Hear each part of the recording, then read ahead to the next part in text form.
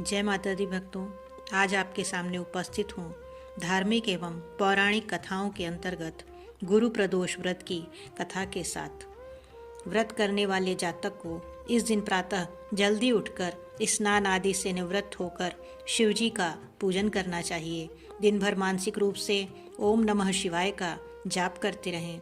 इस व्रत की पूजा का उचित समय शाम को 4:30 से लेकर 7 बजे तक रहता है। आप कथा श्रवण करते हुए प्रभु भक्ति में लीन हो जाएं।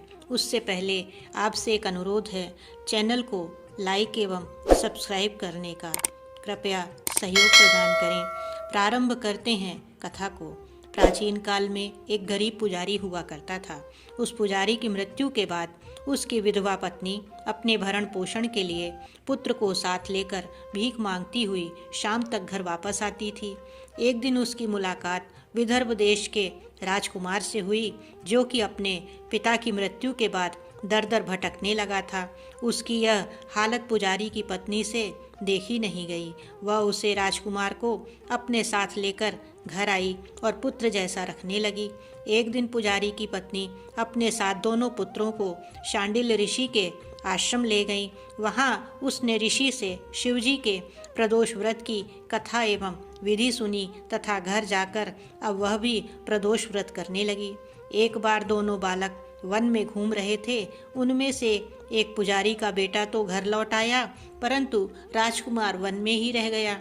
उस राजकुमार ने गंधर्व कन्याओं को क्रीड़ा करते हुए देखा तो वह उनसे बात करने लगा। उस कन्या का नाम अंशुमति था। उस दिन वह राजकुमार घर देरी से लौटा। राजकुमार दूसरे दिन फिर उसी जगह पहुंचा जहां अंशुमति अपने माता पिता से बात कर रही थी। तभी अंशुमति के माता पिता ने उस राजकुमार को पहचान लिया तथा उससे कहा कि आप तो विदर्भ नगर के राजकुमार हैं ना, आपका नाम धर्मगुप्त है। अंशुमति के माता पिता को वह राजकुमार पसंद आया और उन्होंने कहा कि शिवजी की कृपा से हम अपनी पुत्री का विवाह आपसे करना चाहते हैं। क्या आप इस विवाह के लिए तैयार हैं? राजकुमार ने अपनी स्वीकृति दे दी तो उन दोनों का विवाह संपन्न हुआ। बाद में राजकुमार ने गंधर्व की विशाल सेना के साथ विदर्भ पर हमला किया और घमासान युद्ध कर विजय प्राप्त की तथा पत्नी के साथ राज्य करने लगा।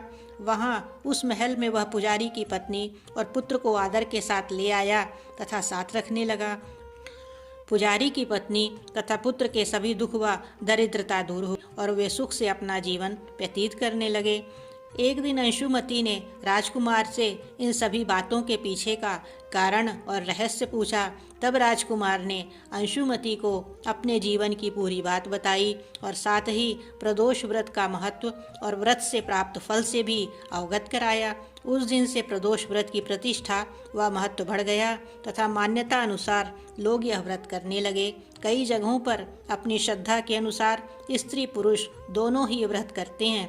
इस व्रत को करने से मनुष्य के सभी कष्ट और पाप नष्ट होते हैं एवं मनुष्य को अभीष्ट की प्राप्ति होती है।